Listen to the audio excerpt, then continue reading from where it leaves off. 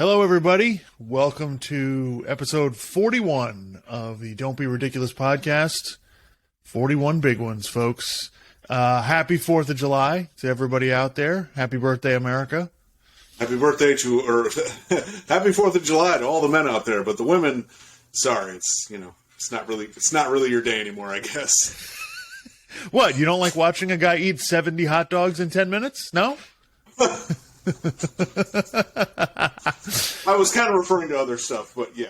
Yeah, no, I got you. So we got a lot of stuff to talk about, a lot of stuff going on. We're going to talk about NBA free agency. Kevin Durant asked to be traded, which since our last episode, that's an eye opener.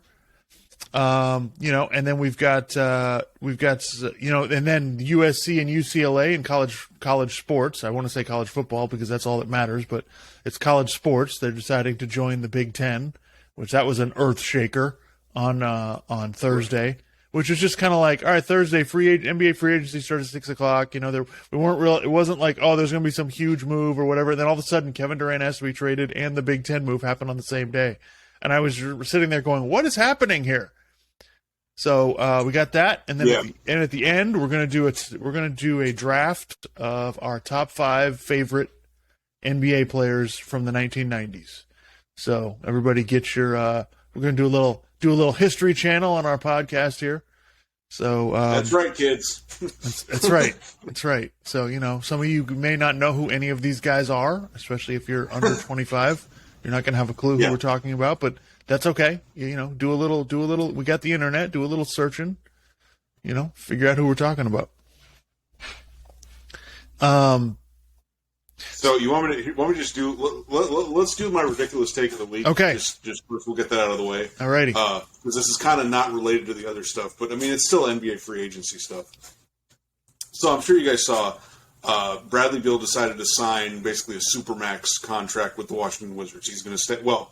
Ostensibly, he's going to stay with the Washington Wizards, although players seem to keep asking for trades, even though when they're in the middle of a huge contract or whatever.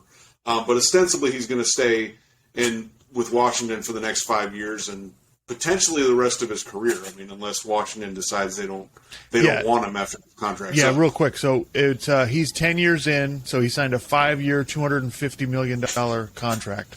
Yeah, so good for him. He's making a ton of money. But got the bag. So when they were talking about this on ESPN, they had, I forget all the people they had on there. It was probably Malika Andrews hosting it, and then they had Legler and Richard Jefferson. I had Richard Jefferson in there. I can't remember who all Kendrick Perkins. But anyway, Legler was criticizing him signing the contract because he's going to play most of his career in obscurity. We want to see great players in big moments. And is Bradley Beal a great player? Yeah, we talked about this on the last episode. I'm not saying he's bad. He's obviously good. I mean, they're signing him to a supermax, right? And he's made an all-star team. He made a all-NBA, third team or something. So it's not like he's a bad player, but he's not really a force multiplier. He's not someone you put on the team and it's like, well, we're going to make the playoffs purely because we have him on the team, even in the Eastern Conference. And we've seen that with the Washington Wizards. So it's just kind of like, so now we're criticizing the guy for staying. I thought we just got done praising Giannis for staying in Milwaukee. So I just kind of, it kind of feeds into our whole thing where, look, do your career the way you want to do it. If you want to leave, go ahead and leave. If you want to stay. I don't really have a problem with it. I just thought it was a little ridiculous that you're saying, well, we want to see great. It's like, well, he's not really a great player. So I don't. Yeah, I mean, he's a right. We talked about this on the last episode, by the way, if anybody wants to go back and listen. He's a very good. He's in the Hall of Very Good. And so you're right. He is not a franchise-changing type player, But I get what Legler is saying there, where it's, it's like we're gonna, like before Kevin Garnett joined the Boston Celtics, right? You and I know he's a great player. Anybody who really follows the NBA he's awesome. But if he never goes to Boston, there's a lot of people going, who is this guy? You know, I get that. So I get what he's saying, you know, where it's you're in obscurity. What is, you know, but again, what is Bradley Beal supposed to do in that situation?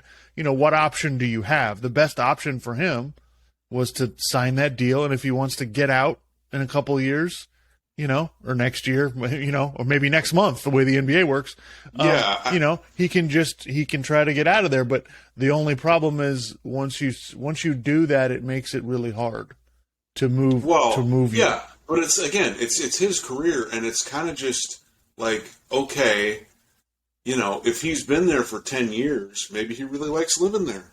Maybe his kids really like going to school there. Maybe his wife likes living there. Okay? So at that point it becomes difficult, and he's not a player where we're going to be in 20 years going, well, do you have Bradley Beal in your top 10 greatest NBA players of all time? Like, no.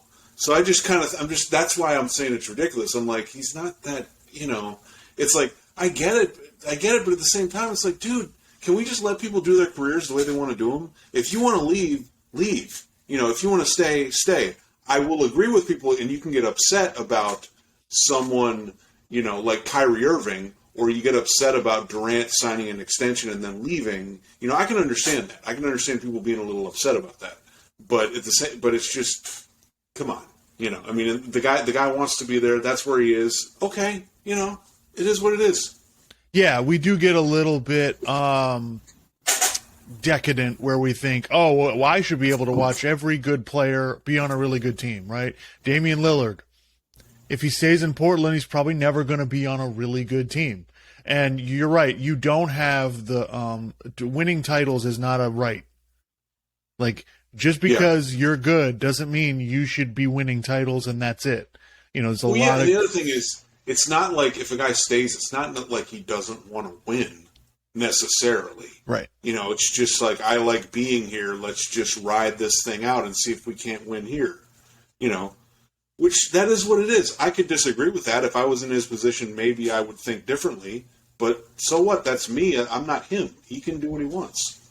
Yeah.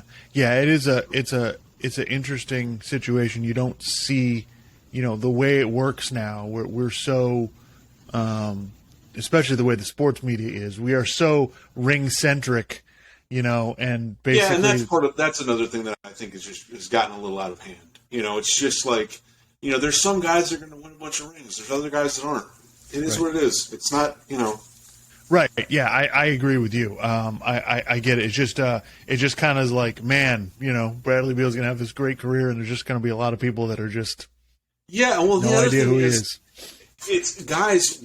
For a few years now, people have been like wanting Bradley Beal to go somewhere and, you know, be a good player on a really great team, and it's like it hasn't happened. And it's like he's never seemed to indicate that he wants to go anywhere. Right. Like, and I think there's this desire that people want for that to happen, but he's never said that he really wants to go anywhere. Yeah, and we've talked about this before, you know, people floating out there. A bunch of times. Right, for the last couple of years, people floating out there, well, can they get Bradley Beal? And it's like, he's never really been available. So it's just that's kind of interesting. But yeah, that was it was an interesting take there. I mean, I'm trying to mix things up. I don't want to keep going to the well of Skip Bayless and Jason Whitlock or something for bad takes. I mean, because if you want bad takes, folks, you can just tune into them anytime. You can see a bunch of bad takes. But yeah.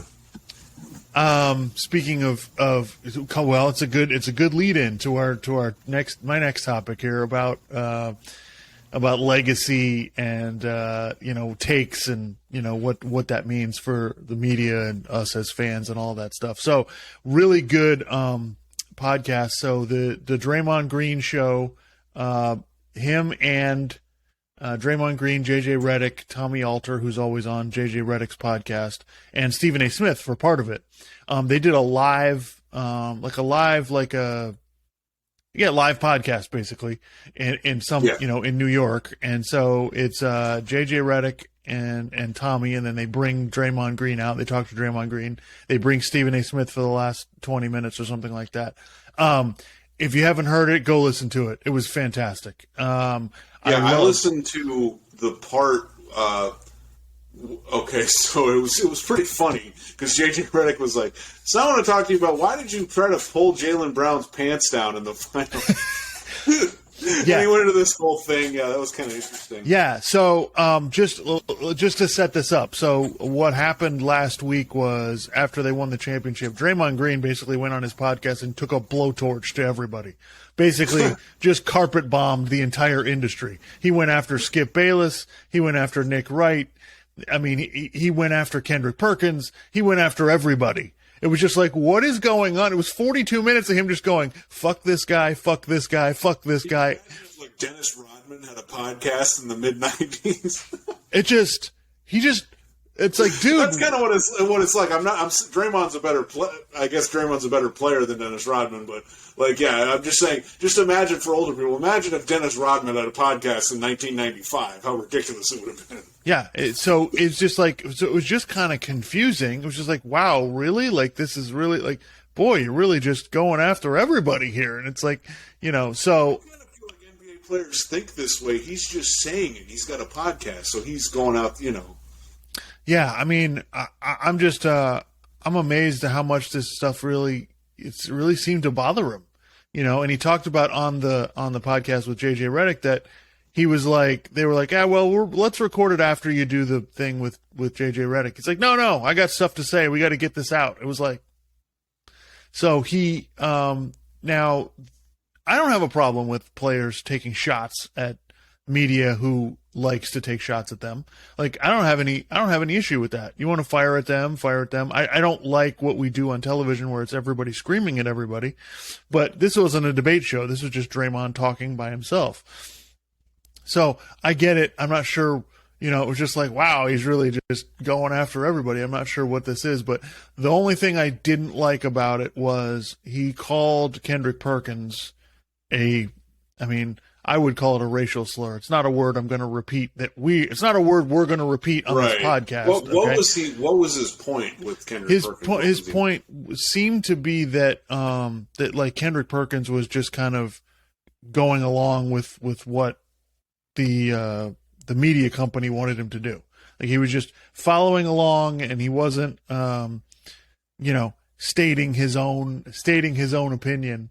And it was just kind of like it made it. First of all, it was ridiculous for Draymond to get that upset about that. Like, Kendrick Perkins is just a former player. He's calling it how he sees it, and so Kendrick Perkins was one of the people who said they weren't going to win any more championships after Durant left.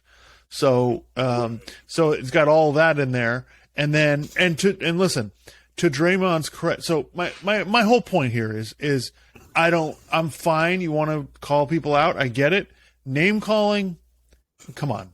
Like, what are we, how old are we? Well, I mean, the thing is that, I think what makes professional athletes different from a lot of people, like from you and I and a lot of other people, is that they take all this stuff personally, and it motivates them in a way that most people don't get motivated. So, yeah, it's just it's one of those things where it's like, whereas people like you and I are kind of like, yeah, I don't want to get that caught up in that. I'm going to protect my mental health and whatever else. Athletes kind of don't give a shit. They're they'll get into like a bad headspace just to motivate them so they're ready to go. So it's just, it is what it is. Yeah. So I don't, the name calling is not, I don't think it's cool. I don't think it's cool when Skip Bayless goes on his show and calls Russell Westbrook, or he calls LeBron. Yeah. Or when he called Chris Bosh Spice. Yeah. It's like, dude, really? Like, we should have a higher standard than that. And these TV networks should say, hey, knock that shit off. Like, that doesn't contribute to the conversation. There's not that many people watching Skip Bayless and Shannon Sharpe on Undisputed, or watching first. I mean, it's literally like 500,000 viewers or something, because it's on during when most people are at work. So yeah, I get it. I just don't. I can't abide. I can't abide that. I just think that's over the line. And listen, to Draymond Green's credit, he did another episode after that and apologized. He said he shouldn't have used that word. He basically said, look, in my neighborhood, that's, we used it, and I didn't mean it in a nasty way. But I shouldn't have said that. And he said, he basically did this whole speech about how he's learning. He's trying to figure out how to do this, and that's good. I appreciate that. Yeah. that he corrected and didn't try to, even though he's telling everybody else you have to stand on everything that you say. You know, he at least owned up to that. So really interesting stuff about that live show that they did. So they show this. They pull down a video screen and they show Draymond's highlights from the playoffs of him getting in people's face, and where he puts his legs on Jaylen Brown's head, and he tries the Memphis game where he pulls the guy down when he's trying to dunk the ball. Yeah. All the antics that Draymond Green does. So they show about 30-second to a minute video of everything that he did, and then so they all sit back down, and then JJ Redick goes, "So the most important question here is, why are you such a dick?" and the whole audience dies laughing. And Draymond bends over. He's laughing so hard. He's like, "Why are you such a dick?" It's so fantastic.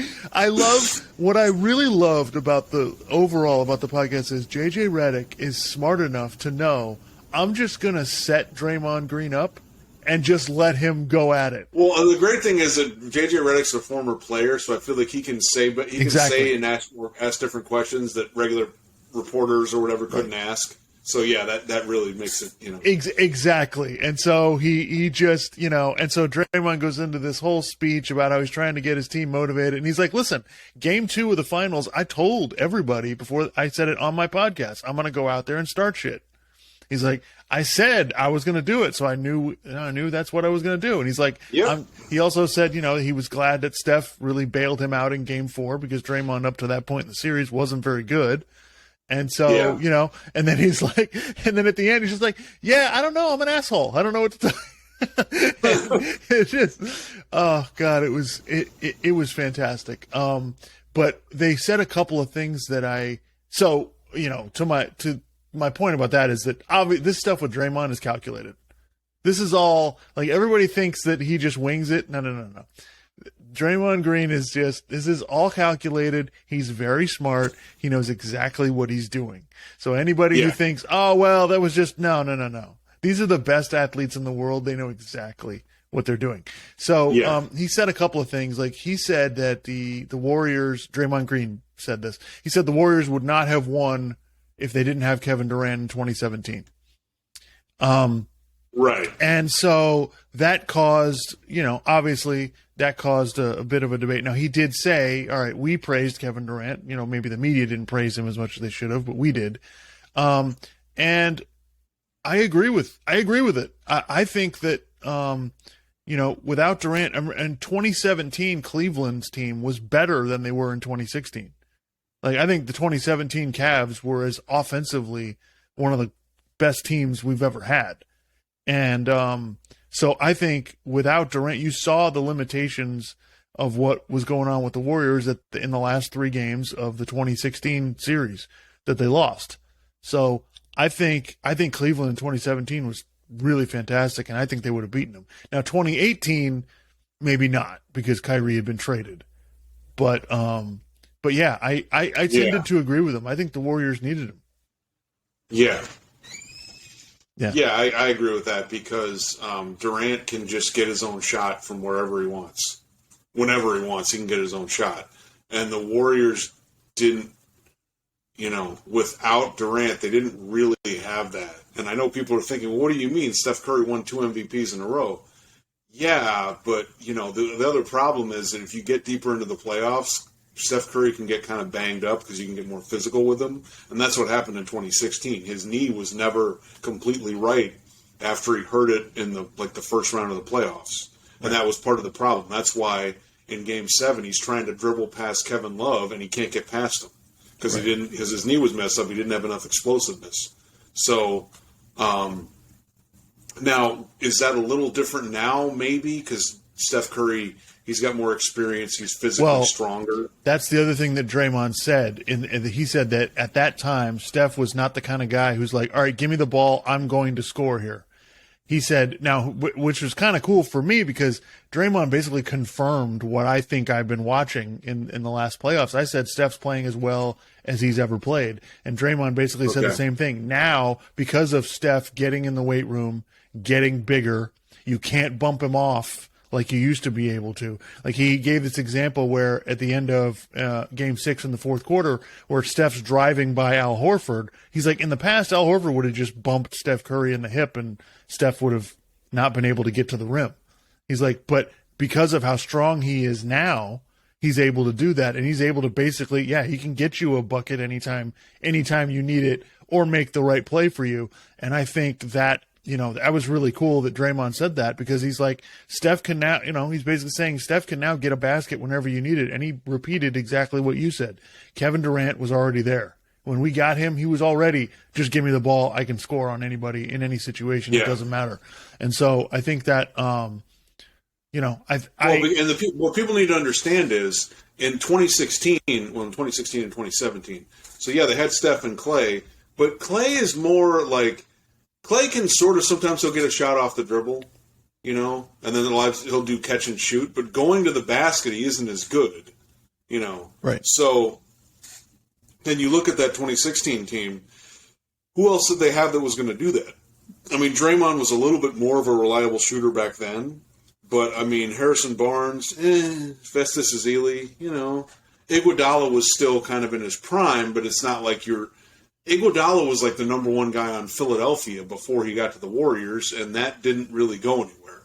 So he needed to be part of it. So they didn't really have that guy who could just do that, and that becomes a problem. Right. Especially when you get into the finals, teams can get really, as the Cavs did, they got really physical with them.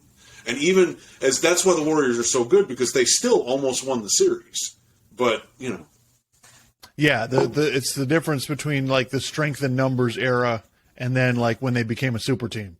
It's just a different dynamic. The other thing that he Draymond talked about that I wanted to bring up to you was he talked about new media versus old media, right? And so he's made a big deal about this is the new media, and we're not going to take any crap from you, and a bunch of this stuff. And so he basically, I don't quite understand it. What I was getting from him, kind of watching it again, was that the new media is like where they're literally analyzing the game. They're talking about the nuts and bolts. Like if you go on YouTube, you can get an explanation and breakdowns of everything that the teams are doing on both sides of the ball. So you get a really good idea of what's happening, and they're just giving you the nuts and bolts of what's happening. And then, old media, he was basically saying is hot takes. Like the stuff they do. Hot takes and narratives. Right. Yeah. Hot takes, narrative, legacy. Those are all of the things that the old media always wants to talk about. Which, by the way, I'm not saying that all those things are completely incorrect, but sometimes, I mean, like we've listened to Colin Cowherd for a long time now. I feel like the narrative is starting to just overtake the facts. And even in the past, when I look back on some of his takes on different things, I'm like, some of that was more narrative than it was what was actually happening. But yeah, at least with him, it's his narrative, though. Okay. He's not usually grabbing it from nowhere. But, I mean, so, well, first of all, okay, so what are your thoughts on new media versus old media? I mean, well, oh God, we could spend forever on this. We'll just limit it to sports media. So it's definite. I think overall it's a good thing because there's more information and there's more with new media. Sometimes there can be more good information. That's not always true. Right. There is some new media where it's still just hot takes. I think that's more when old media goes into new media to try to get more. Like Skip Bayless has a podcast now. Right. Colin Cowherd's got a podcast. It's kind of. But if you listen to like J.J. Redick, that's a little different. If you listen to like Zach Lowe, he's on ESPN, but if you listen to his podcast, that's hoop nerd kind of stuff. I mean, and then like if you listen to Levertard, like if you listen to Tom Haberstroh and Amin Al-Hassan and a few of the other guys, some of that can be like hoop nerd stuff, and a lot of it's just ridiculous, but that's their thing. But yeah, I mean, overall it's good, more information, especially more analytical-based stuff where we're really paying attention to what happened in the game. Jason Timpf on Hoops Tonight, like he does a pretty good job. Sometimes I disagree with him, but I think overall he'll really analyze. Like, I'll listen to his podcast and then I will actually learn something. Whereas, when you're watching old media, a lot of times you're not really learning anything. It's just kind of entertainment. It's kind of a clown show. Right.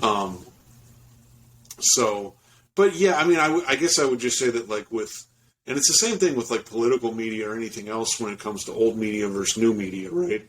In new media, there is some aspect of it that, okay, this is good stuff. This is more informative. This is more interesting. This is more analytical, right? But that's not always the case. It's still there is still kind of some hot take stuff going on. So yeah, I kind of like it. I guess maybe I don't really like how old media is kind of coming into new media, like doing podcasting and stuff, because they're doing the same shit that they do on TV. And it's like, because they're old and they have more of an audience, hopefully that doesn't suck away any of the attention from the newer people who are in the space, who are trying to do something interesting and do something better than the old media. So, yeah. But I thought it was the one thing I disagree with Draymond Green on is that he's saying, well, on First Take, Undisputed, those debate shows, well, you should analyze the game and explain it to me, teach people what's going on in basketball instead of saying all this nonsense. Like, that's fine, but that's not what those shows are for. Right. Like, Skip Bayless and Shannon Sharp are not basketball analysts. Like, that's not their job. So it's like you're asking for people to be able to do something that they're not equipped to do anyway. So it's like, no, they're going to do what sells. Their job is to get TV ratings, and it's supposed to be entertainment, like you said. So, yes, right. I can understand why you're, now I don't like the way Skip Bayless takes shots at people. What I don't like is that, and I agree with that. What I don't really like is that, and this, we've said this multiple times, like, people need to understand this, whether you're watching sports media or political media. When you're watching one of these debate shows on ESPN or FS1, or you're watching Fox News or even MSNBC or CNN, a lot of times, a lot of this stuff, it's a clown show. It's ridiculous. Don't take it seriously, and don't let it really inform your decision making, particularly when it comes to important issues, because it's just kind of nuts. It's a mess. Okay. Yeah, and the design of a lot of that stuff is to get everybody screaming at each other. Yeah. So it's like, yeah. With sports, it doesn't matter as much, but they do this stuff with political media too, and that's actually dangerous. So yeah. Yeah, and so I get what he's saying about it's like he's trying to fix the old media. It's like, dude, you're not changing this. Like, that train's running. You're not stopping that. So, yeah, I get what you're saying, but everybody can't do what you're talking about. It's like, well, people are listening to them and believing them. Well, you can't, some of this stuff, and we're going to talk about. I understand that is a problem, because it's like, guys, you got to see through this stuff and see it as entertainment. You can't take this seriously. But I don't know. So I like the fact that he's saying that, but. Yeah. Yeah, I get his goal, but I'm not sure, what he's trying to get out of doing that. So that segues perfectly into somebody else we're going to talk about that can't seem to understand how things work, and that's Kevin Durant. So Kevin Durant asked for a trade on Thursday, which, first of all, I'm putting my conspiracy hat on. He does it on the day of free agency. The day that free agency opens. Like, you decide to... It's kind of an Aaron Rodgers... What kind of conspiracy? What do you mean? It's kind of an Aaron Rodgers situation where they released that on the day of the draft. They released last year where Aaron Rodgers wanted...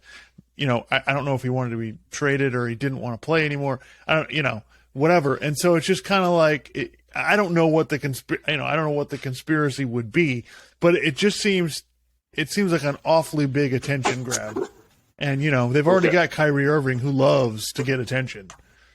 He loves. Yeah, it kind of, maybe it shows poor judgment on Kevin Durant's part, but he's the one who went to Brooklyn without talking to anybody about it. So Yeah. All right. So let's get into that. So do you want to talk about the Nets first? Like instead, before we get into the free agency stuff and who's going to be traded and all that absolutely. stuff? Yeah. Okay. So, I don't want to do that thing where a debate show would go, well, whose fault is it for Brooklyn? It's obviously everybody's fault. It's Kyrie Irving's fault, it's Kevin Durant's fault, and it's the Nets organization's fault. Because basically, no matter what way you look at this, the Brooklyn thing's done. Right. They're not going to – they won one playoff series. They're not going to win a championship. They're not going to win one championship, much less multiple championships. Right. So this thing has failed. This is obviously a disaster of epic proportions. I mean, in terms of super teams. I mean, I'm trying to think of other super teams that were this much of a disaster. I mean, you know, it's hard to really. I mean, the Nets. The previous incarnation of a Nets sort of super team was Paul Pierce and Garnett and ISO Joe and like whoever else, and they didn't. I think they won a playoff series, but they didn't really do much. I'm trying to think of other super teams that were like a massive disappointment. I mean, maybe the Lakers with Dwight and Steve Nash, but everybody got injured, so it was kind of like Lakers, Dwight and Steve Nash. The Lakers where they added Gary Payton and Karl Malone. The Houston Rockets where they tried to get Barkley and Pippen and Olajuwon together. But some of those were like really short-lived, and it was kind of an injury, and it derailed everything. This went on for a few years, and it was all kinds of BS that went on. You know, I mean, in terms of first of all, they don't meet with the organization. They decide to go there, and it's like, okay, Kevin Durant's like, if you want me, then you're bringing Kyrie along. And it's like, okay, dude, really? You got to play with Kyrie Irving? I mean, by that point when they teamed up, he'd already been injured a bunch. And I think at that point we already knew that he had maybe sort of tacitly agreed with the idea that the earth was flat. So we were kind of like, okay, this guy's a little, you know. And he had been in Boston, and the whole Boston thing had kind of blown up, and we thought, that should be like a championship team, and it clearly wasn't. I mean, they made the conference finals without Kyrie Irving. So anyway, they start off, they don't even meet with the team. They just go there. And then Kyrie Irving's like, yeah, we don't even need a coach. And it's like, what? You know, and then they bring in DeAndre. They say, yeah, you got to bring in DeAndre Jordan, who at that point was basically done. And you got to pay him like $10 million a year. Like, what? You know, so you got to do that. We don't need a coach. And Durant wanted Steve Nash because Steve Nash and him had developed a relationship when Steve Nash was like an advisor to the Warriors when Durant was in Golden State. Which, it's like, okay, fine. You want a first-time head coach who, look, Steve Nash is a Hall of Famer. He's a great player. I don't know if he's a good coach or not. I mean, for the past 2 years, he hasn't really, I mean, it's kind of like, you know, and then I'm trying to, obviously, what else? Kyrie went on sabbatical that one time. Of course, he didn't get vaccinated. He didn't play in a bunch of games. His availability was in question, you know. So people are like, well, you got to blame Kyrie for the whole thing. And it's like, well, no, I blame Kyrie significantly. I mean, because he wasn't available, not just because of injury, but because of whatever the hell was going on with him and him deciding to not get vaccinated. You know, but I blame Durant because it's like, you teamed up with this guy. You wanted Steve Nash as your coach.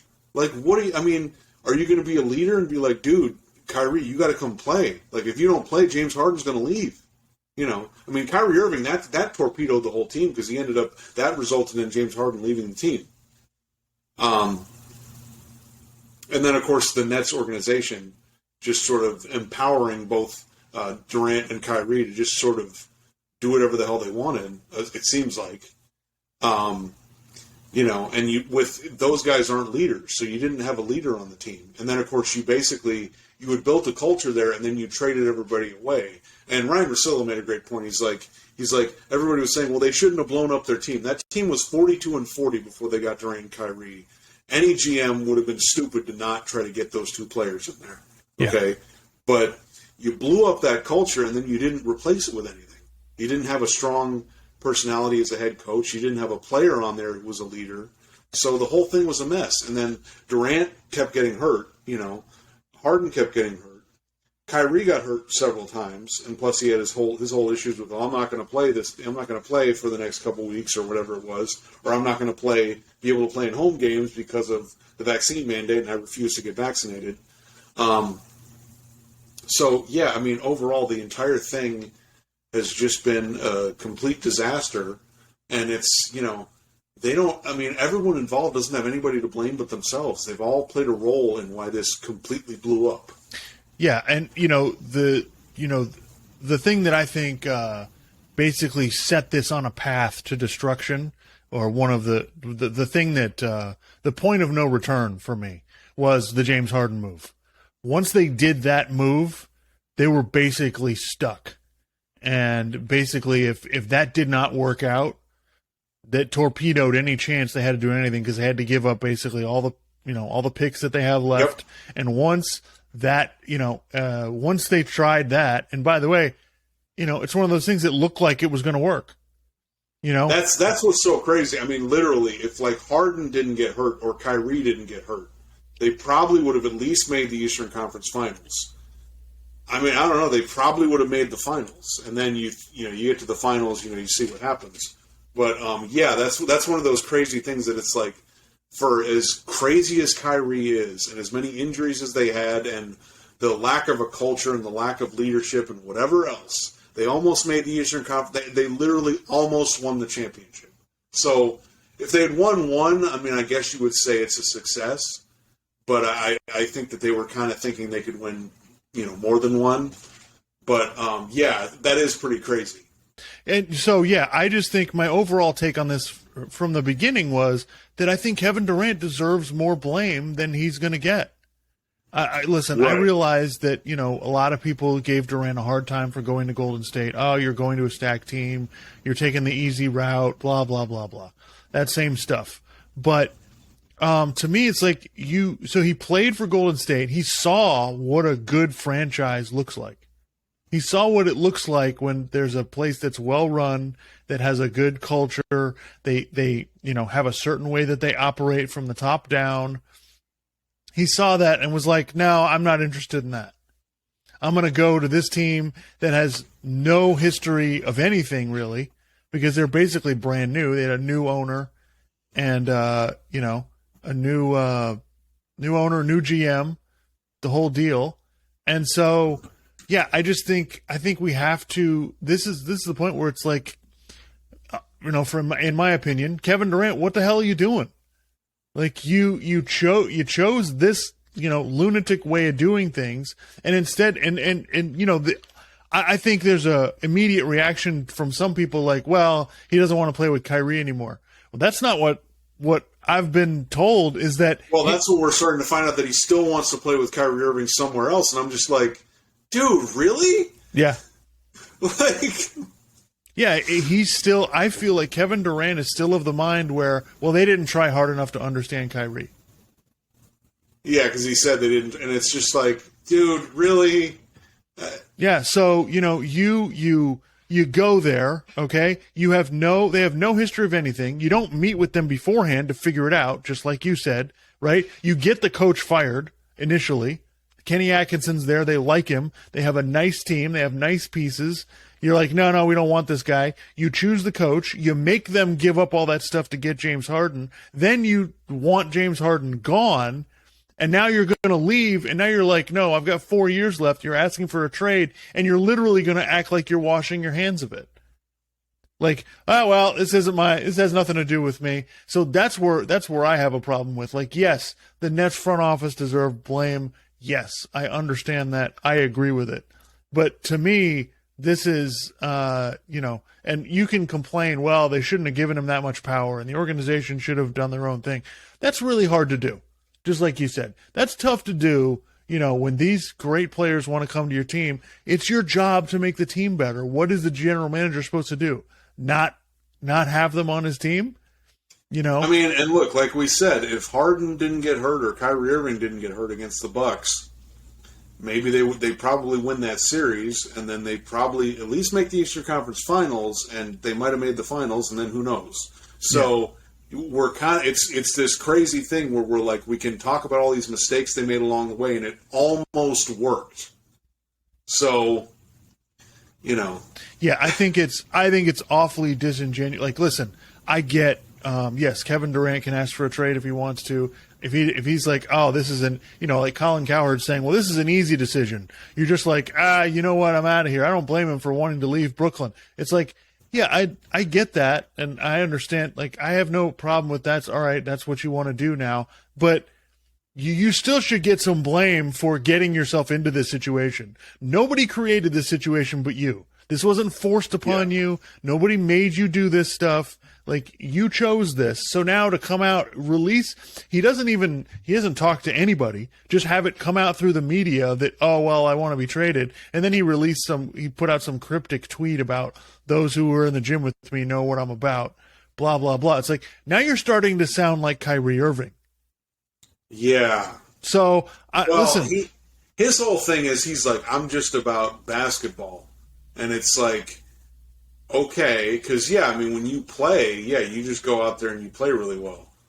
But, when you just say I'm only about basketball, it's like, well, yeah, the going out on the court and the stuff you physically do on the court is important, but, there's a lot of other things that go into it in terms of leadership, in terms of having a good culture with the team, in terms of having some level of continuity, in terms of playing together enough to where you know what this guy is going to do, you know what this guy is going to do, you know how you handle different kinds of plays and different kinds of situations, and so I'm all about ball. It's like, well, dude, you can't just roll the ball out there on the court and then expect to win games. That's not. There's a lot more that goes into it. Yeah, and by the way, it's not true. You're not all about basketball. If you were all about basketball, you would have stayed in Golden State. If you were all about basketball, don't give me that. It's nonsense. You wanted to go to New York for your business interests, which is fine.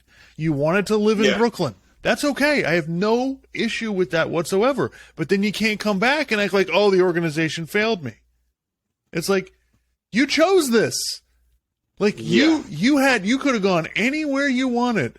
And this is what you decided to do. So when it blows up, yes, I'm going to put some blame on you. Because... Well, second of all, even if the organization had taken more time to understand Kyrie Irving, understanding wouldn't have fixed the fact that he couldn't play because he was unvaccinated. Right. So, it wouldn't have fixed the fact that James Harden was completely turned off after Kyrie pulled that nonsense.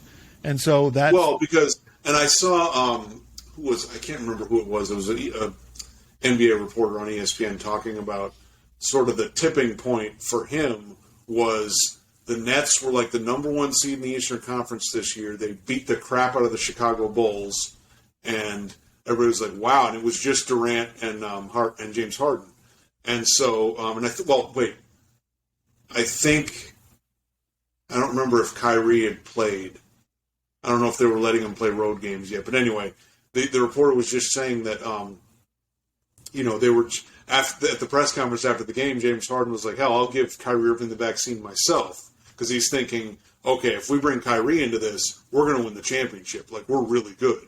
And they were really good, for the first half of the season. Then, of course, Durant gets hurt, and that kind of changes things.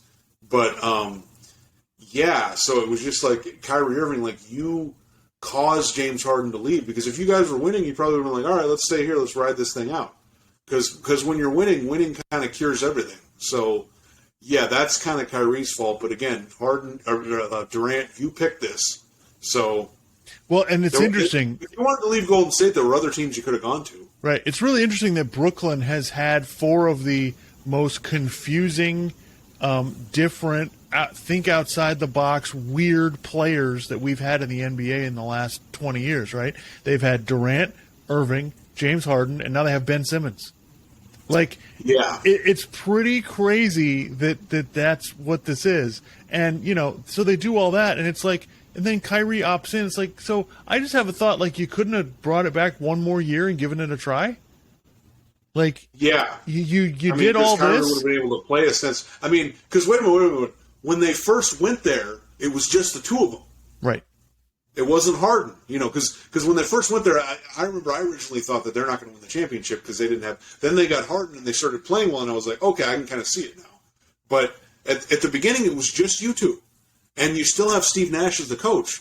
Like, it's your guys' thing. You don't want to give this another shot? Like, now Kyrie can probably play the whole year.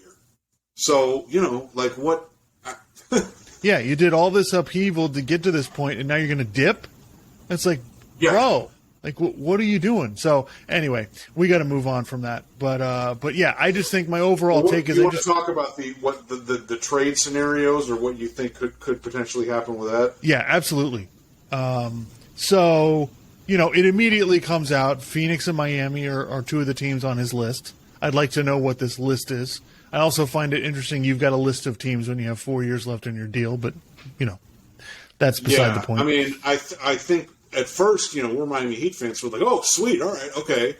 But at the same time, I think we're kind of, and you've been talking about this, I don't see, like, there's only a couple teams that I think have the assets because, like, Rudy Gobert got five picks.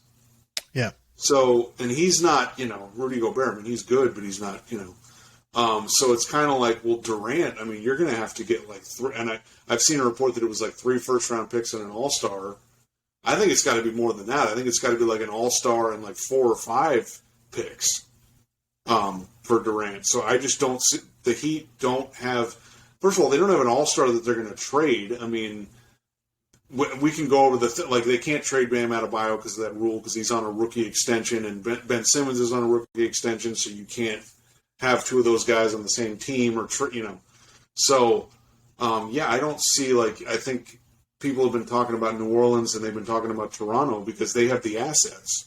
Right. So that's what's kind of interesting to me. It's like, well, is Durant going to want to play in some of these other places? Because if you're the Nets, you can't just get, like, 2 picks and, like, a couple of rotation guys. Like, you need more than that if you're going to trade Kevin Durant away with 4 years left on his contract.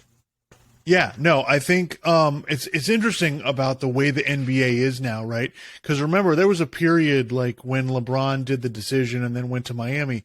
There was a period there where, there were always 5 or 6 teams with cap space available. There were always, you know what I mean? There were always teams like there was always the Knicks. There was always Chicago for a while. Like, there were Dallas, Orlando. There were always teams that were like, oh no, we're just going to wait for the next superstar. That was kind of like the way teams operated, 5-6 years ago, right? But now it tells you how much more talent there is in the NBA now because teams don't do that. There aren't 5 or 6 teams with just cap space available, just waiting for the next superstar. Right? Which is why the trade packages that we're talking about are just substandard to what Kevin Durant is really worth on the open market. Right? There just aren't that many teams who have the assets. And the only reason that like a team like New Orleans has all that stuff is because they just did this with Anthony Davis. They were on the other side of it, the same side that Brooklyn's on, where they're like, all right, we'll wait and then we'll make a mega deal for our best superstar player. And so, yeah, I think it's going to be really hard. I think it's come out recently, like it's difficult for Miami because of the Bam thing. It's difficult for Phoenix because they can't just directly sign and trade DeAndre Ayton to Brooklyn because that puts Brooklyn over the hard cap. When you do a sign and trade, there's hard cap rules or whatever. So they can't even, that deal is still hard to do. So for Miami and Phoenix, they're going to have to get other teams involved. It's going to be really complicated for them to do. And then I don't know where Kevin Durant is willing to go and not willing to go. The teams that we're talking about, and if you just go with the 4 we've mentioned so far, Miami, Phoenix, New Orleans, and Toronto, they all have solid general manager front office situations, and they're not going to just make a panic move to try to get this guy. They're going to hold out for the best deal. And so a lot of this is going to come down to, one of the things that I feel like we need to get off the table, like if you're hearing this from people, that people need to stop saying is, well, the Brooklyn doesn't have to trade him. They can hold on, they can hold on to him. They can say, you got 4 years left and, we're going to hang on to you or we're going to trade you wherever we get the best deal. Okay. We need to stop. That's just complete bullshit. Okay. If Durant doesn't want to go there, nobody's giving up stuff to get him. So this is a three-part thing here. Brooklyn, Kevin Durant and the other team you want to trade him to, they're going to have to, all three of them, get on the same page and agree to this. This isn't going to be, this isn't a situation, oh, well, we'll get the best package from Orlando, so we'll trade him there. Okay. No. That's not going to, it's not going to work. Okay. I know people want to act like, these players shouldn't have this much power, but they do. We have to acknowledge that fact. They just do. That's just the way it works. So I think this may drag on a while. Bill Simmons is saying he thinks Durant is going to start the season with Brooklyn. See, that's something I'm just, because as I've read more about this or looked at more about this, I'm just like, I kind of feel like that's where we're headed, because I saw like Bobby Marks was on ESPN and he's like doing like let's do a 3-team trade with Brooklyn, Phoenix, and Indiana, and like Indiana gets some stuff, and then like I think they were saying Ayton would go to Indiana, and then they would Phoenix would get Durant, but then Indiana would get like Cam Johnson. No. Cam Johnson, Mikal Bridges, and Miles Turner would go to Brooklyn. Right. Okay. Yeah. Right. So yeah, and then there were draft picks involved too. So, but it's really confusing, and it's going to take them a while to figure this out. And we'll see. I kind of feel like they may start off the season there, because like from what I think Stephen A. Smith was saying was Kyrie wants to go to LA, but I mean he's just opted in. So it kind of feels now. There's been talk a lot the last couple of days that it seems like a Nets trade with the Lakers for Kyrie Irving is moving along. Like it may actually happen. We'll see, but it's kind of like, well, maybe he doesn't. Maybe he's going to have to play out this year and then become a free agent and then go wherever he wants. Well, and the thing is, what you would give up for Kyrie Irving is a completely different conversation, because Kyrie Irving only has 1 year left. So you're not going to get you're not the amount what Brooklyn would be looking for or possibly able to get for Kyrie is far less than anything Durant. I mean, it was like Talen Horton Tucker and like Kendrick Nunn, and then like a couple draft picks like 4 years from now. And like I think the Lakers were even like one of the proposed packages was the Lakers even get Durant and Seth Curry or Joe Harris. So yeah, this is a really bad time for Kevin Durant to ask for a trade, because when you do it right with free agency, all these new guys get signed, they can't get traded until December. So you've like, and by the way, there's no way I believe Kevin Durant just figured out he wanted to be traded last week. Like that to me is complete nonsense. I think he's known this for a month. There's no way I believe, they're not going to give Kyrie an extension, I'm out of here. I don't think it's that simple. I just don't. I believe this stuff is planned in advance. I believe Kevin Durant knew what he was going to do, and I don't understand the logic of doing it this way. So yeah, I think it will get figured out, but it's just going to take these teams, it's going to take some time to get there. But just looking at options, I think if Kevin Durant goes to Phoenix and he's playing with Booker and Chris Paul, that's a really good team. Can they beat, Golden State may be the only team that could beat them. I have questions about that though, because what you're going to have to give up, are you going to have enough perimeter defense? Right. And enough shooting around them to, because I mean, you can't like that's the thing, especially when people are talking about the Miami Heat. It's like, oh, well, then they can trade Bam, and I'm like, if you're going to gut your defense right there. I mean, forget offense for Bam. Like his defense is really what makes him valuable. Right. So it's like you got to have and we've talked about this before. Like in the current NBA, you can't just roll out there. It's just, well, we got all this talent. Well, no, you need perimeter defense. You need shooting. You need a lot of things to be able to get through the playoffs. Yeah, I think the only way Phoenix and Miami are very similar. The only way Phoenix does it is if they can keep Booker, if they have Booker and Chris Paul. The only way Miami does it is if they can keep Bam and Jimmy Butler. They're not. These two teams are not. Or two. I don't want to say Phoenix is really well run, because they do a lot of. Their owners are pretty much a cheapskate. Something's going on with their owner. But they also are not going to be stupid. They're not going to just give up one of their best young players for Kevin Durant. And Durant has some things working against him. He's been hurt a lot. He's 16 years into the league. He's not going to be around forever. And so it makes it really hard. So these teams are not going to – I don't know that you're going to get – everybody's talking about, well, this is – if Gobert got 4 or 5 picks, then Durant should get – I don't know that that's going to be the case. I don't – first of all, there aren't too many teams that have that kind of stuff. Exactly. Number one. And they can even get a hold of it. And once they this is what the problem in the NFL, once everybody knows you're going to trade a guy, you're not going to get it the best offer. Baker Mayfield's still available in the NFL because everybody knows they have to get rid of him. So if everybody's going, well, they have to get rid of Durant, no, they're going to get low ball offers. These teams know they have Brooklyn over a barrel. I feel like, 10, 15 years ago, there were always 2 or 3 dumbass GMs that you could get to do whatever you wanted, right? Like they were talking about on Bill Simmons' podcast, like some of the worst trades ever, the James Harden one, the Pau Gasol one, where Pau Gasol goes from Memphis to the Lakers for basically nothing, and they don't even shop him to other teams.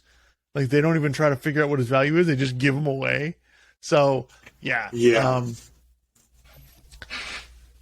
So the next thing, we'll see what happens. We'll see how late this plays out into the season. I mean, we were texting. If the Heat can go out and get Donovan Mitchell, like, just do that. I mean, because it seems like Utah's trying to rebuild. Are they trying to rebuild around Donovan Mitchell? I don't know, because he's obviously still there, but they got rid of Gobert. Danny Ainge is there. It seems like he's kind of in a mode to tear everything down. Especially if they got rid of Donovan Mitchell, then they're tearing everything down. Because, they just got 5 draft picks for Rudy Gobert. But, I kind of like Donovan Mitchell more, especially because maybe you could kind of get a lowball thing, and because it seems like Danny Ainge really wants draft picks and younger players. So, maybe Miami could pull that off more, and that would be perfect. They need a guy who could score. So So let's all right. So let's talk about Utah in general, and talk about what's happened. They traded Gobert for 4 players and I guess 5 picks. The 3 of them are unprotected. So I saw this and I just think this is terrible. I don't understand what Minnesota's doing. Minnesota got, so Minnesota's under new ownership, right? It's a group of people. Alex Rodriguez is part of it, and a bunch of people, and so they got a new general manager. They got Tim Connolly from Denver. He's the guy who built Denver into what they are now with Jokic and Jamal Murray and all of that stuff. And so he goes to Minnesota, and they make this. First of all, they give Karl Anthony Towns the gigantic extension, which I understand. I get it. And then they do this huge trade for Gobert, and I looked at it. They're going to have $80 to $100 million of their salaries tied up in 2 centers for the next 4 or 5 years.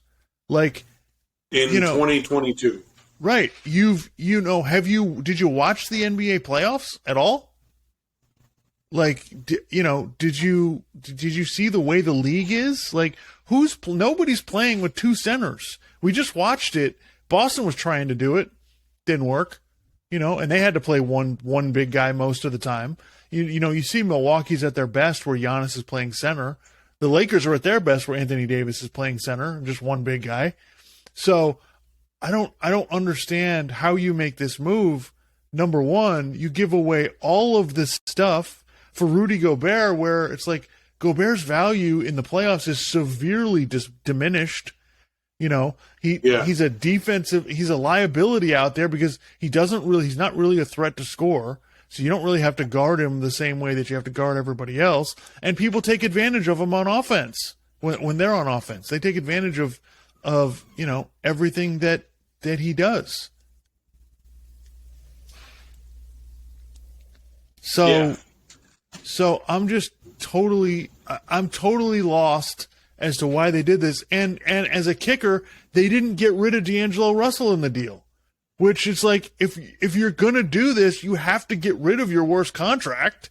You can't just, I don't, Minnesota's whole goal should be, we're going to build around Anthony Edwards. That's their future right there. This is the guy. We think this guy could be a superstar, and we're going to build accordingly. And, the future for Minnesota, I believe, is you let, Anthony Edwards is 21. Okay. You give him 2 or 3 more years, see if he develops into anything. And then at some point, either Karl Anthony Towns either works or he doesn't, and you eventually trade him. And then Anthony Edwards and that's what you do moving forward. But you've basically you've sandbagged that deal because now you're going to have these 2 big guys that guys are going to take advantage of. Karl Anthony Towns is not a good defender. Rudy Gobert is not a good offensive player. So I get what Utah and Rudy Gobert, he's a good defender around the rim, but you don't want him trying to move his feet covering the 3-point line. Right. And that's that's been a huge problem for him in the playoffs when he was with Utah. So, yeah, this is, and like we were saying when we were watching the playoffs, the Timberwolves are one of the dumbest fucking playoff teams we've ever seen. I mean, D'Angelo Russell, you forget that he's out there. Because, it's like, oh, D'Angelo Russell, yeah, he's talented. But, I mean, Golden State had him for a little while, and they're kind of like, yeah, this doesn't work. Get out of here. Yeah, so for the general manager to come in and be like, no, this is the move. This is going to change everything. We're going to be, this is our move to be fantastic next year. It's like, well, they're thinking they're going all in, and I'm like, are you guys a championship? I don't think you're a contender. I don't really see it. I don't. Is the GM like on the hot seat or something? Like I don't. No, he just got there. He just got there. So it's like, and I heard Bill Simmons talking about this. He was like, "This is a new owner move. This is I want to make a big deal. I want to be good. We have to give up all these picks. I don't care. Do it. So I think that might be part of it. But yeah, I'm completely confused. I don't understand how this could possibly be a good move. It makes absolutely no sense. Now, from the Utah perspective, you can see what they're doing. Danny Ainge is trying to do what he did with the Celtics, where he's like, all right, we're going to blow this thing up and start over. We can't win the championship, so this is what we're going to do. And so immediately it comes out, we're going to retool around Donovan Mitchell. And, maybe they will, maybe they won't. But I will say that Utah there's no clock on this. It's not like Utah has to do anything right away. They can wait. They can just wait for the right deal for Donovan Mitchell. Maybe there'll be a better deal before the trade deadline. They don't need to do anything. And so I think this might be a while. And what concerns me as a Heat fan trying to get Donovan Mitchell is, are Pat Riley and Danny Ainge going to be able to do business? Oh, yeah. Because Pat Riley and Danny Ainge are notorious for fleecing other teams in trades. And so this is like you got the 2 wolves out in the forest and there's nobody else left. Well, are they really going to be able to work together? I don't know. That's the issue. That's the issue that I have. That. Yeah, that's a problem. That's a problem. I think it's legit. I don't think, number one, I don't think they probably are the best of friends. I'll just say that. That's number one. Now, and number 2, they're both really smart. They know how to work these deals, and they're going to try to work the other one over, and it's going to be difficult to do. I don't see how I don't see how Utah is going to be like, yeah, we'll take Tyler Hero and Duncan Robinson and some picks, and we're good with that.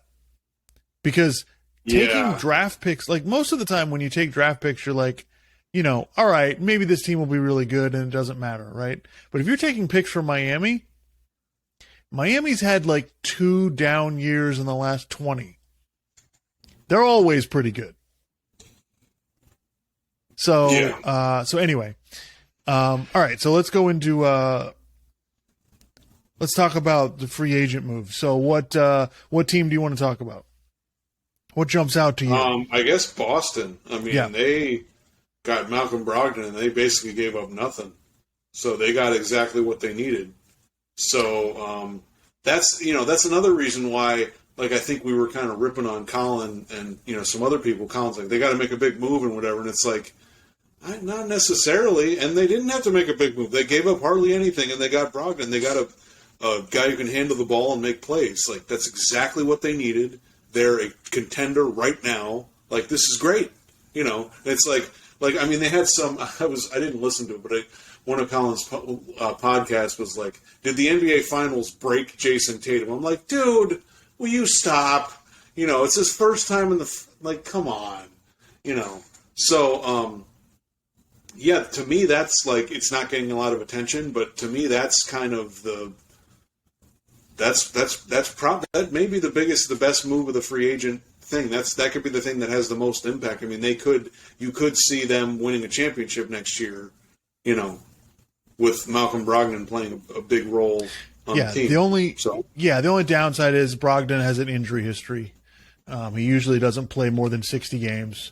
So the issue for them is going to be getting him healthy, making sure he's ready to go for the playoffs. Now, this really helps their depth. So hopefully they'll be able to manage that. The other thing is it seems like Danilo Gallinari is going to Boston. They can't do anything until after the free agency period is over. But it sounds like because the Spurs basically traded for him. They traded DeJounte Murray for Gallinari and a bunch of other stuff, picks and all that, and they're going to waive him. So if you have Boston out there, you know, you add Malcolm Brogdon and Gallinari, it's like, okay, now we don't have to wear anybody out during the season. We can make sure everybody, you know, we can keep everybody's minutes down, not only Brogdon but Tatum and Brown, and you know, at the end of the playoffs there. As much as I don't really care that much about depth in the playoffs. I do think Tatum and Brown played a lot of minutes in the playoffs. Yeah. I understand they're young, but they were really relying on them for 42, 44 minutes a game. And that's really difficult to do. So this really, really helps them. If Brogdon works out, this could be perfect. This could be exactly the kind of move that they needed. You know, because they didn't need to gut their team is like the way it's constructed. It's like you guys got a window here for the next 2 or 3 years. Like you just need to make some little improvements, and you could because like some of this may just be like Tatum and Jaylen Brown. They may just play better next year just by virtue of the fact that they got more experience and they've figured out a way for this team to play. They just got to do it, right? So you know that's why we're going so nuts on Colin. Like, oh, they're going to blow it up and they're going to, and it's like, dude, stop! Like they're almost there. They've figured it. They're starting to figure it out. Would you do Jaylen Brown and some picks for Durant? Well, I don't even know if that's really possible. But I mean, I guess hypothetically, I mean,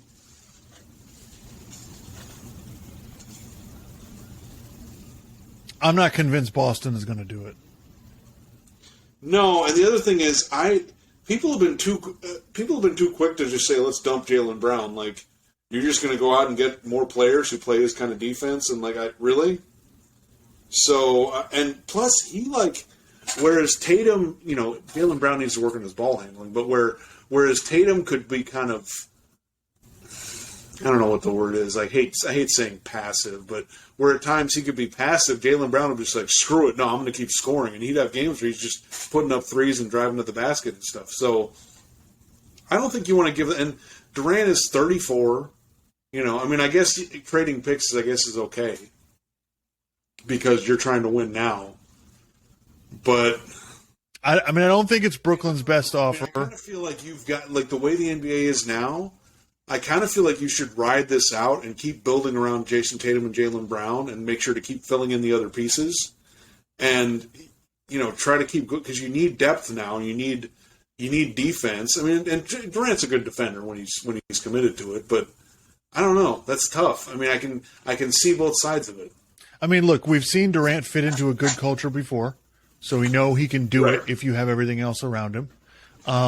But to me, the issue for Durant is, all right, you weren't happy in Golden State. You got to pick the team you were on. You're still not happy.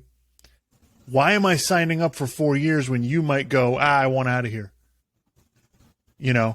Yeah. And, you know, there is a certain, like, I think Bill Simmons was on this, and I think he makes a good point. Jaylen Brown's been in trade rumors for the last 2 or 3 years. That becomes a problem when his contract comes up. And he's constantly in trade rumors. That becomes an issue. So Yeah. it's kind of like, I feel like they should probably shut that down if they're not really going to get involved. But anyway, yeah, that's a side note. So the team I really liked what they did that I wanted to talk about was Philadelphia. They traded their draft pick for DeAnthony Melton from Memphis. They signed PJ Tucker. They signed Daniel House. I thought, yes, Harden is obviously a huge question mark for them, right? And that's going to determine how far they go. But well, I think they're going to have to, if you've got enough scoring around him where he can be a playmaker, I think that would work. yeah. If he's not going to be MVP level James Harden. So, Yeah, I mean, look, PJ Tucker, they gave him a 3-year deal. That's probably not the best contract in the world. But if we're just talking about next season, I really think Philly, they improve their toughness. They're definitely going to be tougher. They're going to be good on defense. If they keep Thibault, they're talking about trading him, but as long as he's still on the team, that's a really good defensive unit that they can roll out there now. Right. They can cover up for the fact that Harden's not a good defensive player. And so, yeah, I really like what they did. I mean, if you can just, for God's sakes, if James Harden would ever – I'm tired of saying this about players. I'm really tired of hearing it about, well, if this guy would get into great shape. I'm really tired of it. I'm sick of it. I don't want to hear about getting great shape. Just get out there and play well, for God's sakes.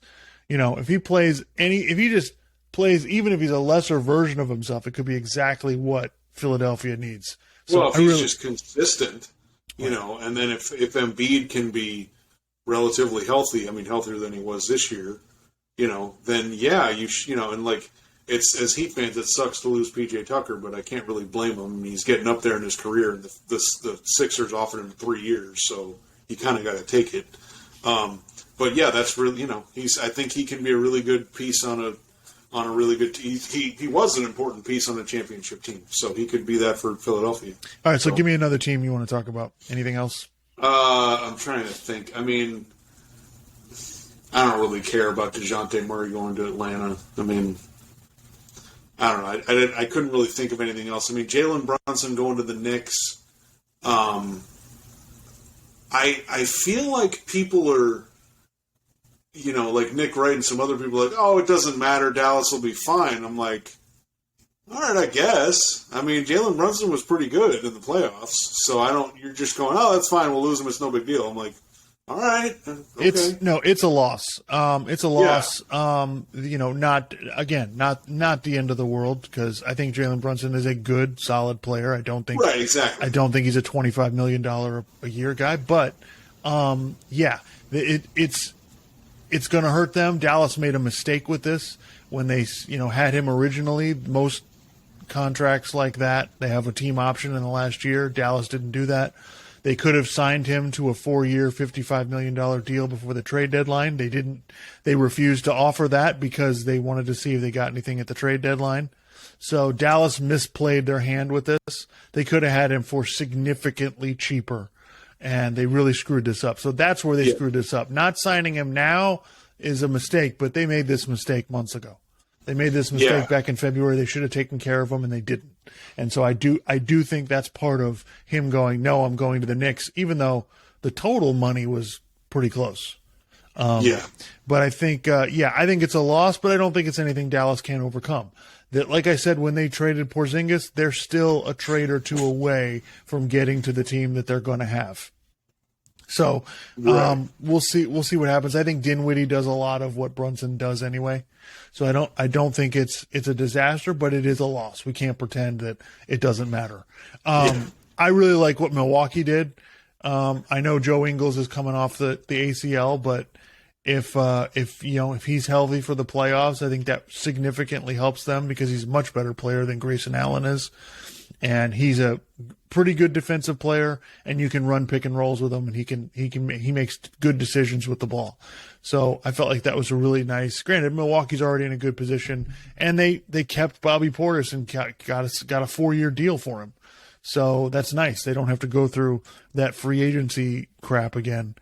You brought up, DeJounte Murray to the Hawks. I mean, I like the move. I don't get why San Antonio did that. Like, I don't quite understand. I guess they figured they couldn't really build around him, so they wanted more draft picks, and they're going to try to find somebody through the draft.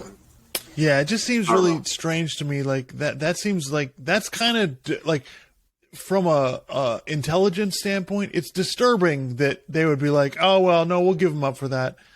Does that mean he's not really that good? Like that's kind of the way I look at it. If they're willing to just part with him, and he's on a really nice contract for the next 2 years, they're willing to just let him walk, or not let him walk, but trade him away. That's like, wow, that's disturbing. Yeah. The other one I really liked, I like what Denver did. They got Bruce Brown. He's leaving the Nets, going to Brooklyn, which he's a really nice pick and roll player for Jokic. The other thing is they made a trade with Washington. They got Contavious Caldwell-Pope, Yeah. for Monte Morris. And I like the fit there because I feel like KCP does exactly what Denver needs. 3-and-D guy. You'll get him open shots. He's a good enough shooter, and he's a good defensive player. So I think, Denver is just going to come down to, is Porter going to be able to play? Because I have a lot of faith. I think Murray's going to be really good. Because it's been more, by the time the season starts, he'll have had 16 months off or something from the ACL injury. So I feel like it just comes down to them. Their ceiling is, if Porter's able to play, their ceiling is, we can win the title. If Porter's out, they're not quite as good, but they're still a really good team. I know Portland is not going to win anything. It's kind of like they seem to like, oh no, we're going to try to win. They got Jeremy Grant. They got Gary Payton II from Golden State. So I really like, but I like, no, they're not going to win the title. But I like the fact that they're not going to be, they're not going to be a crap team. They got Jeremy Grant. They got Payton. They still have Josh Hart. They have Eric Bledsoe. They still got Dame. Like, I like that Portland is like, no, we're not going to pack it in. We're not going to just, suck just because. But if Lillard comes back and wants to be traded, they're in a perfect position to blow the whole thing up. Jeremy Grant's on an expiring. Yes, they gave Simons a contract, but he's a really good young player. So I really liked what happened there. But yeah, and then, I think it definitely hampered the Miami Heat that they're kind of sitting around waiting, to see what happens. So, they're in kind of a holding pattern to see if they can get Durant or Donovan Mitchell. So, they brought Oladipo back, but, I was kind of surprised to see Goran Dragic go to the Chicago. I thought the Heat would have had a chance to get him back if they wanted. I think they had a chance last year when he went to Brooklyn. He decided to go there. So, Yeah. It would have been nice, but, Yeah. So any other free agency thing interesting? I can't really think of anything. I mean, obviously there's still the potential Durant trade. There's still the potential Kyrie Irving trade. So we'll see what ends up happening. But like we said, that could end up stretching out a while. So, yeah. The other big news from the other day was USC and UCLA joining the Pac-10 or Pac-12. Well, it's going to be called the Pac-12. Leaving the Pac-12, going to the Big Ten. Yeah, it's supposed to be 12, but now it's only going to be 10 real quick here. So, yeah. So what are your thoughts on that? College football landscape changing again. I've been trying to figure out. I'm trying to figure out what my thoughts are because this kind of stuff is going to keep happening because the conferences are going to get. There's going to be fewer and fewer big power. Well, it was Power 5 conferences. That's probably going to get whittled down. There's going to be fewer of those because they're all going to kind of merge together, and this is the kind of stuff that's just going to keep happening. I guess the more interesting thing is this a good thing or a bad thing? I don't know. Like, it's really hard to, because so many decisions now are made based on the football team, but a lot of these schools have a bunch of other sports. I mean, UCLA, it seems like with their athletic department, they're not just, well, let's try to win in football. They're let's try to win national championships in a bunch of sports. And I think in some of these other schools that might be kind of a similar thing where they're not just going to go totally all out for football.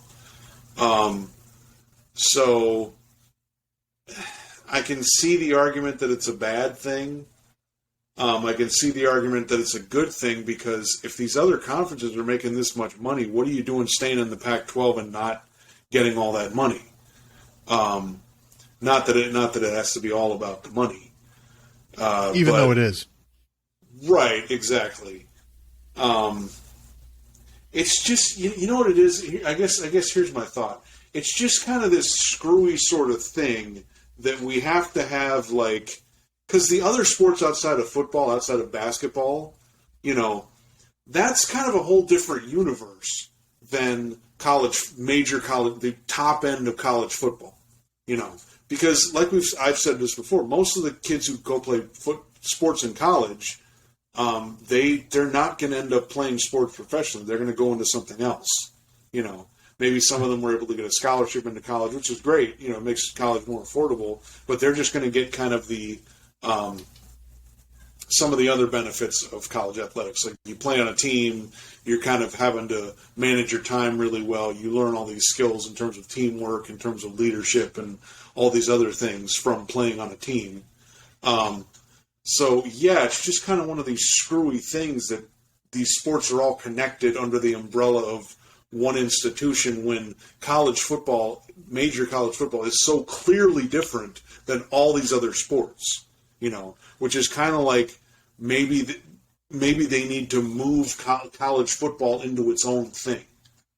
Right. You know what I mean? And kind of separate the other stuff out because they're two totally different things, So I can understand some of the smaller sports being upset about, well, now we got to travel, for certain sports it'll be a problem. We got to travel a bunch all the way to the Midwest to go play these Big Ten teams, right. Whereas before we were traveling around the West Coast and like Arizona and, all that stuff. So, yeah, it's kind of one of those things where it's just college football. College football is just odd in terms of how it's evolved and how much money it makes compared to the other stuff, which is why they should probably, at some point in our lifetimes, I would hope that it kind of breaks off and is its own thing, because that would just make more sense, And honestly, it's only like the top of college football.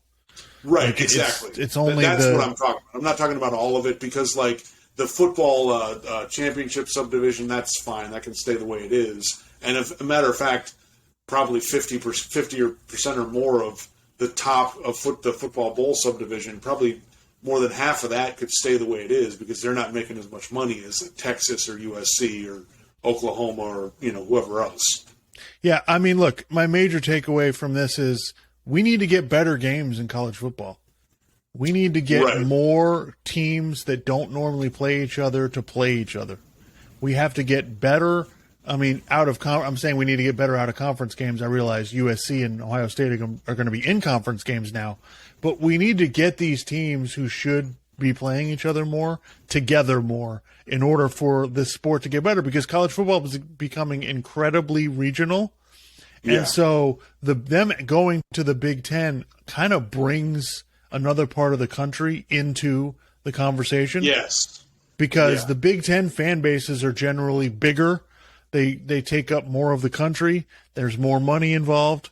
So I think this is really good for college football. At some point, there needs to be some kind of organization, though.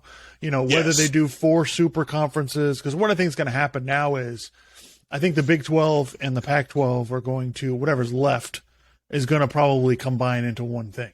I think that's probably, the most likely next step. But yeah, they need to, and everybody's going to talk about tradition. I'm sorry. We can make the sport great with that, and leave some of these traditions are ridiculous anyway. The whole Rose Bowl thing has basically been, that's been thrown out the window because there's all kinds of different teams in that game now. So I think it's ridiculous. I'm hoping that this will be an impetus for, the conferences and the schools to get together and go, okay, what's best for everybody? Let's go do that, because they keep dragging on. That's definitely what I think is most concerning to me. Is it's like, guys, like I've said, it's a different thing. You guys need to get together and organize and move the whole sport forward in one direction instead of kind of everybody going like, well, we're going to be part of this and part of this, and it's like, no, you guys are. It's kind of like a professional sport. You guys need to organize it that way. Yeah, there's way too much money involved for it to just kind of be like, oh, well, we'll all it's all free just haphazard and people doing whatever they want. They need to get together and come to an agreement, and they just refuse to do it. And this is what I don't like about all of this is this isn't that hard. Like, you look at the NBA and the ABA. They figured out, when it came to it, they figured out how to merge together. The NFL and the AFL, they figured out how to do it. So you guys need to figure this out. There's no excuse for not figuring this out. From a competitive standpoint, I can't wait to see USC play Ohio State and Michigan. And the way USC is going, I think Michigan may be in trouble because USC is going to get all of these players. Like, it may be rolling with Lincoln Riley as the coach, and Michigan is behind the 8 ball anyway when it comes to Ohio State, and they could be in serious trouble. Yeah,